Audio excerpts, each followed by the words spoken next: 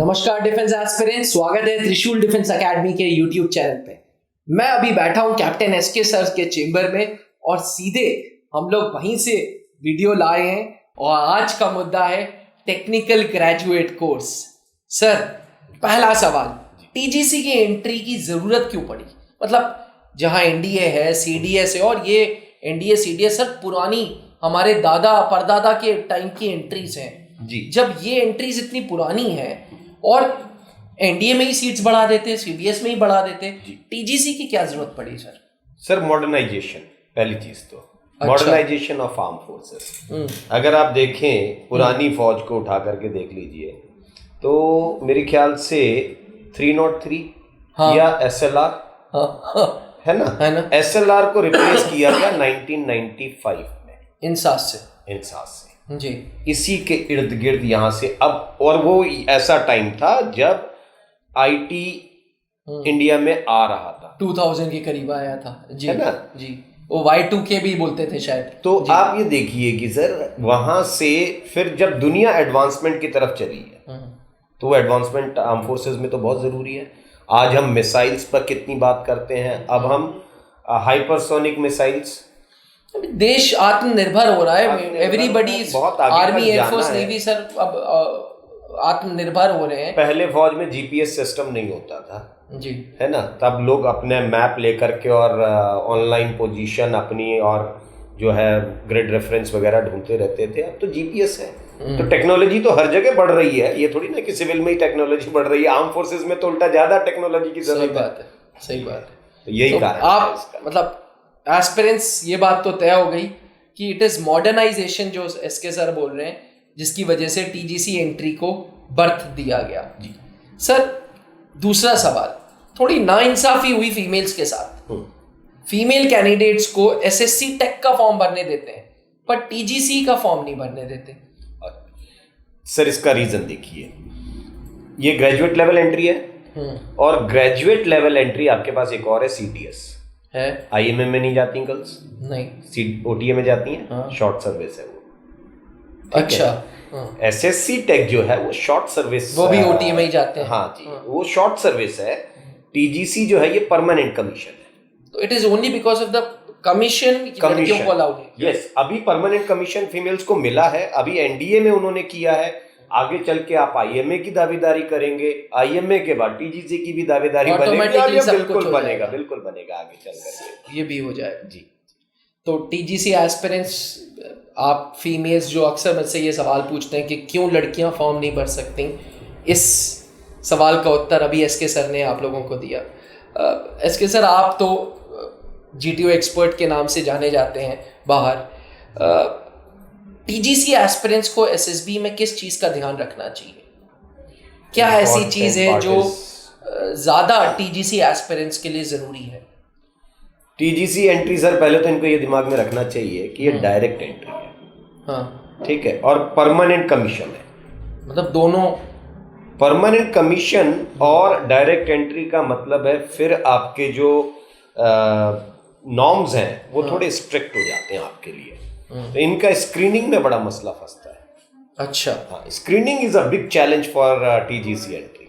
It is because direct entry है, direct entry with permanent commission. तो लोग direct entry with short service commission होगा तो थोड़ा सा ठीक रह जाएगा, but direct entry with permanent commission थोड़ा सा, यही कारण होगा कि कट ऑफ भी इतना हाई जाता है। जी बिल्कुल यही कारण है। मांगा तो 60 है पर अल्टीमेटली फॉर्म शॉर्टलिस्ट 80 पे हो रहा है। जी बिल्कुल 80%। यही कारण है। यही कारण। तो स्क्रीनिंग एक मुद्दा है जो फंसता है। जी बिल्कुल, ये बड़ा एक मसला है। क्या इनका OIR का पेपर का स्टैंडर्ड कुछ हाई होता है? नहीं, OIR सेम रहता है सर, मगर इनके जो स्टैंडर्ड एक्सपेक्टेशन होती है इनसे वो ज्यादा होती है। अच्छा, OIR ग्रेडिंग क्या है? ये एक सॉफ्टवेयर जनरेटेड रेटिंग होती है। अच्छा, और ये जो सॉफ्टवेयर है, अब उसमें से देखिए क्या चीज है, 12th क्लास का एक बच्चा और ग्रेजुएट लेवल, ग्रेजुएट में भी आप प्लेन ग्रेजुएट, टेक्निकल ग्रेजुएट दोनों को पकड़ लीजिए। अब 3 अलग अलग कैटेगरीज हैं आपके पास। 10+2 वाला वही परफॉर्म करेगा, उसका OIR ज्यादा दिखाई देगा। सीडीएस या प्लेन ग्रेजुएट वही थोड़ा सा कम दिखाई देगा, उतने ही परफॉर्मेंस पे, और उतने ही परफॉर्मेंस पे जो सबसे कम OIR दिखाई देगा वो टेक्निकल ग्रेजुएट लेवल का होता है। अच्छा, ये फर्क आ जाता है उसमें। सर टीजीसी का पर्सनल इंटरव्यू भी कुछ टफ होता है?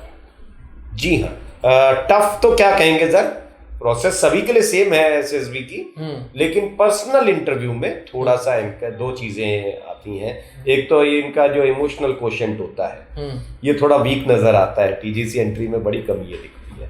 इमोशनल क्वोशेंट मतलब? इमोशनल क्वोशेंट का मतलब सर, एक तो देखिए ये बच्चे 4 साल बाहर रहते हैं। अब इस 4 साल में अगर किसी को होम सिकनेस है तो वो समझ में आ रहा है, अगर होम सिकनेस नहीं है तो वो बाहर ऐसा हो गया है कि दोस्तों में जाकर के ज्यादा ऐसी चीजें आ गई। वो इमोशंस जो है वो इनके ये कंट्रोल नहीं करते, इमोशनली इम्बैलेंस्ड दिखते हैं थोड़ा सा।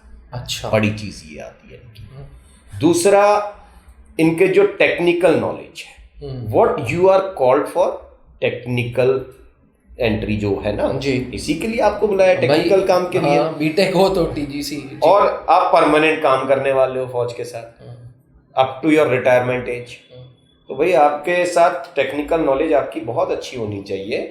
और जितना आप मान लीजिए कि आज की डेट में सिग्नल्स, अब वो पुराना वाला टाइम चला गया सिग्नल कोर का कि तार बिछा करके और 30 किलोमीटर की कम्युनिकेशन स्टैब्लिश की जा रही है और बीच में से कहीं जानवर गुजर जाता था तो तार टूट जाता था, वो एक लाइन चेक करते हुए जा रहे होते थे 20 किलोमीटर। वो जमाना तो अब हट गया, अब आप टेक्निकल ग्रेजुएट लेवल हो, आजकल सब कुछ बहुत अच्छा हो गया है। अब बताइए कि अगर ये कैंडिडेट जा करके और इनको ये नहीं पता है कि कम्युनिकेशन के लिए कौन सी फ्रीक्वेंसी पर इनको काम करना होगा, कौन सी वेव्स के ऊपर ये काम करते हैं, तो भाई कैसे कमीशन ऑफिसर बनेंगे आप? इररिस्पेक्टिव बीटेक जिस भी स्ट्रीम में हो, कोई मैकेनिकल का होगा, कोई सीएस का होगा, कोई इलेक्ट्रॉनिक्स का होगा, बिल्कुल उनको उनके फील्ड की नॉलेज होनी जरूरी है सर। जब तक नॉलेज नहीं, और बड़े बड़े चैलेंजेस इंडियन आर्मी ने तब पूरे किए हैं जब पूरा हिंदुस्तान हार गया। I will tell you one story. Commonwealth Games जब हुए थे 2010 में जी, इनॉग्रेशन से ठीक 2 दिन पहले एक ब्रिज गिर गया था। हाँ, गिर गया था सर, है ना। सड़क को क्रॉस करने के लिए ऊपर से ओवरहेड ब्रिज बनाया था, वो गिर गया। जिस कंपनी ने बना के दिया उस कंपनी ने हाथ खड़े कर दिए कि हम नहीं बना सकते। No construction company in India was ready to build that bridge in 48 hours. वो नहीं बना सकते थे। दिल्ली में ही एक इंजीनियर रेजिमेंट थी, उनके कमांडिंग ऑफिसर को बुलाया गया कि जब अब आपकी तरफ है, अब आप ही इज्जत बचाइए देश की। और उन्होंने बना के दिया था और 24 घंटे के अंदर वो ब्रिज बना करके दिया। ये है काबिलियत दिमाग की, ठीक है। आप ये बताइए सर, प्री फैब्रिकेटेड ब्रिज आप ले जा रहे हैं एक कनाल के अंदर डाल करके, और आप पूरा टैंक क्रॉस करा देने उसके ऊपर से, है ना। 1982 में जो बैली ब्रिज बनाया गया था लद्दाख में जी, सुरू नदी के पास, अब बताइए सर इतनी 5000 मीटर की ऊंचाई पर इंडियन आर्मी बना रही है, और आज नहीं बनाई, 1982 में बना करके दे दिया था। आज तो 2023 है, आज हिंदुस्तान के यंगस्टर को और नॉलेजेबल होना पड़ेगा ना। अगर हम पहले ये काम कर सके हैं, अगर 2010 में कोई ये कहता है कि किसी ने 24 घंटे के अंदर एक ब्रिज तैयार कर दिया, तो आज 2023 के यंग ऑफिसर से क्या एक्सपेक्ट करेगी फौज? सही बात है सर, उसकी नॉलेज होनी चाहिए सर। सर इस वीडियो में जितनी बार भी मैंने आपसे कुछ सवाल पूछा, आपने एक फैक्टर परमानेंट कमीशन को बहुत हाईलाइट किया है। तो एक बात तो तय है कि टीजीसी के रास्ता बहुत आसान नहीं होगा, टीजीसी की एसएसबी बहुत आसान नहीं होगी, मतलब काफ़ी होमवर्क करना पड़ेगा टीजीसी एस्पिरेंट्स को। तो इस वीडियो के द्वारा आप क्या सजेस्ट करेंगे कि टीजीसी एस्पिरेंट्स को किन चीज़ों का विशेष ध्यान रखना पड़ेगा? पहले तो अपना OIR सुधारना पड़ेगा सर। और वो देखिए हमारे यहाँ जितना सेट है सर, मेरे ख्याल से और किसी इंस्टीट्यूट के पास वो स्टैंडर्ड पर सेट नहीं है। 20 sets we are having, 20 sets, 20 set, और 20 सेट उस स्टैंडर्ड पे, जैसे स्टैंडर्ड पर क्वेश्चंस आ रहे हैं, है ना। तो अगर उस लेवल का आप काम कर रहे हैं, वो प्रैक्टिस आपको मिल रही है, नरेशन आपका बड़ा अच्छा होना चाहिए आपके। अच्छा, फिर इसके बाद इनके इमेजिनेशंस बड़ी ब्लॉक हो जाती है, क्योंकि इंजीनियरिंग कर चुके हैं ना, तो वो एक लिमिटेड चीज सोचते हैं, जबकि इंजीनियर का दिमाग बहुत ज्यादा इमेजिनेटिव होता है। बट इनकी स्टोरी में वो इमेजिनेशन नहीं दिखती है। इनके जब मैं इमोशनल क्वोशंट बोलता हूँ टीजीसी एंट्री के साथ, तो दिक्कत क्या है सर, एक टेक्निकल ग्रेजुएट एंट्री का कैंडिडेट ऐसी कहानियां लिखता है बिल्कुल घरेलू, वो इमोशंस दिखा रहे होते हैं, ठीक है, तो वो कैसे चलेगा? जो मेंटल हेल्थ है वो किसी और ही जगह जा रही है, वो थोड़ा इम्बैलेंस दिख रहा है। प्रॉब्लम ये है सर। त्रिशूल डिफेंस एकेडमी में टीजीसी एस्पिरेंट्स को लेकर के कुछ नया टारगेट किया है आपने? हाँ बिल्कुल सर, अभी मैंने बताया आपका OIR के विशेष प्रैक्टिस है, इन हाउस GTO आपके पास है, ठीक है। अच्छा आप एक बात बताइए सर, एक बच्चा ये कह रहा है कि मैं सिविल इंजीनियरिंग करके आ रहा हूँ, और आप उसको PGT या कोई ऐसा टास्क देते हैं, कमांड टास्क, उसको पता नहीं है फलक्रम कहाँ है, लिवर कहाँ बनता है, एफर्ट कहाँ होता है, लिवर कैसे बनाया जाता है, बेसिक्स नहीं पता उसको, कौन पसंद करेगा उसको भाई, है ना? उसके कॉन्सेप्ट तो बहुत क्लियर होने चाहिए, बहुत क्लियर हो। तो वो इन हाउस ग्राउंड आपको मिल रहा है, आप तैयारी कर रहे हैं यहाँ पर, ठीक है। कर्नल पंकज सर हैं, इंटरव्यूइंग ऑफिसर है भाई, है ना। 1-to-1 इनका साइकोलॉजिकल डोजियर देखा जाता है, PIQ फॉर्म के साथ कोरिलेट करके एक एक बिठा करके एक एक को उनका फीडबैक दिया जाता है कि बेटा तुम्हारी कहानी में ये चीज़ जो लिखी है ये अनवांटेड ऐड कर रहे हो, ओवर क्रिएटिव होने के चक्कर में। पहले ये तो देख लो आपका PIQ फॉर्म क्या बोल रहा है ना। PIQ फॉर्म में कुछ और नजर आ रहा होता है और आपकी कहानियां किसी और ही डायरेक्शन में भाग रही होती है। वो सब चीजों पे सारे पैरामीटर्स पे आपने ध्यान दिया है सर। SSB कभी भी मास ट्रेनिंग हो ही नहीं सकता sir, it is always individual guidance which you give sir. जब तक एक बच्चे को आप अकेले इंडिविजुअली नहीं जानते हैं, आप उसकी साइकोलॉजी से कैसे छेड़छाड़ कर देंगे? इस बात में तो सर मैं वीडियो में ही आपकी तारीफ करूंगा कि आप इंडिविजुअल अटेंशन बहुत देते हैं। Thank you. एस्पिरेंट्स को आप इंडिविजुअल अटेंशन बहुत देते हैं। Thank you very much. TGC aspirants जो मुझे सुन रहे हैं, आशा करता हूं कि आपको इस वीडियो का एसेंस समझ आया और आपको पता चले कि टीजीसी की SSB में किन फैक्टर्स पे विशेष ध्यान रखना चाहिए। अगर आप भी टीजीसी 138 के लिए शॉर्टलिस्ट हो चुके हैं, हाल ही में टीजीसी 138 का कट ऑफ रिलीज हुआ था, अगर आपने वो वीडियो नहीं देखी है तो सर ने खुद वो वीडियो बनाई थी क्योंकि मैं उपस्थित नहीं था, हेल्थ इश्यूज थे मेरे। तो अगर आप भी टीजीसी 138 के लिए शॉर्टलिस्ट हुए हैं तो आज ही त्रिशूल डिफेंस एकेडमी का टीजीसी स्पेशल बैच ज्वाइन करें, जहां सर 1-to-1 अटेंशन दे रहे हैं स्क्रीनिंग पे, साइकोलॉजी पे। कर्नल पंकज सर इंटरव्यू दे रहे हैं and in house GTO ground के साथ GTO expert sir SK sir बहुत होमवर्क कर रहे हैं। तो एस्पिरेंट्स टीजीसी SSB इंटरव्यू मेरे ख्याल से सर महीने भर में स्टार्ट हो जाएगी अब सर, अराउंड अक्टूबर लास्ट।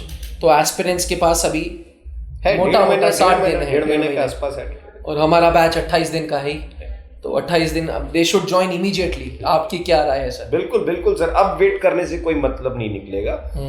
अब तो आपको बाहर निकलना ही पड़ेगा, है ना। अभी तक तो चलिए आपके पास एक ये था कि भाई कट ऑफ आएगा कि नहीं आएगा, कट ऑफ आ चुका है, आपको दूसरा कोई विकल्प बचता ही नहीं है। If you want some transformation in your life, you have to take your step out of your safer zone. इसी के साथ वी आर साइनिंग ऑफ। आशा करते हैं कि आपको मैसेज लाउड एंड क्लियर समझ आ गया हो। किसी भी अन्य डाउट्स के लिए नीचे लिखे हुए व्हाट्सएप नंबर पे मुझसे बात कर सकते हैं। साथ ही हमारा जो हेल्पलाइन नंबर है 8400083030 पे SSB बैचेस की सारी इंफॉर्मेशन आपको इस नंबर पे अवेलेबल हो जाएगी। थैंक यू, जय हिंद। जहां बनते हैं देश के गौरव, इंडिया का एकमात्र ऐसा कोचिंग इंस्टीट्यूट जहां कैडेट्स को ट्रेन किया जाता है आने वाले डिफेंस एग्जाम के अनुसार। अगर आपका भी सपना है भारतीय सेना में शामिल होकर देश की सेवा करने का, तो आज ही ज्वाइन करें त्रिशूल डिफेंस एकेडमी।